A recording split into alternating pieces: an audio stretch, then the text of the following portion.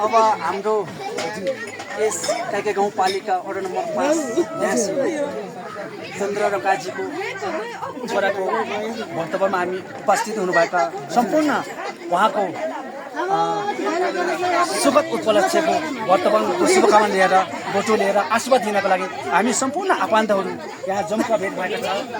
यो एकदम महत्त्वपूर्ण जस्तो लाग्छ किनभने हामी बैजीबरा र भ्यासी भनेको हजारौँ वर्षदेखि माइती चेली आफन्त यसैको सम्बन्धी जोड्दै अझ पनि लामो समयसम्म हाम्रो सम्बन्ध गाँसेर आज हामी यो मौका पारेर हामी पहिल्यैदेखि माया प्रेम गाँसेर गीत गाएको यो मौखिक र हाम्रो यो रीतिरिवाजलाई चाहिँ अगाडि लामो समयसम्म हाम्रो अगाडि बढोस् सम्बन्ध जोडोस् सम्पूर्ण हाम्रो यो भिडियोलाई हेर्ने सम्पूर्ण दर्शकहरूले पनि लाइक गर्नुहोला र हामीलाई सपोर्ट दिनुहोला भन्न चाहन्छु र राष्ट्रले पनि हामीलाई हाम्रो गाउँघर हिमाली बेङ्गल बस्ने सम्पूर्ण जनताहरूलाई सम्पूर्ण बासिन्दाहरूलाई चाहिँ हामीलाई सपोर्ट गर्नुहोला। आज हाम्रो काजी दाइ र काजी र हाम्रो दिदीज्यूले एकदम कला र हामी सपोर्ट दिँदैछौँ। थ्याङ्क यू, धन्यवाद। हजुर यो पहिलेदेखि हाम्रो सम्बन्धै छु भनौँ। अब हामी फेरि बैजीबरा र भ्यासी भने चाहिँ हाम्रो पुर्खाउदेखि सम्बन्धै भएको हो र हाम्रो पनि एकदम नाता र प्रेमको रूपमा पनि सम्बन्धै छ भनौँ र हाम्रो यो गीतलाई चाहिँ हजुरहरूले साथ सपोर्ट दिनु भन्न चाहन्छु। थ्याङ्क यू, धन्यवाद।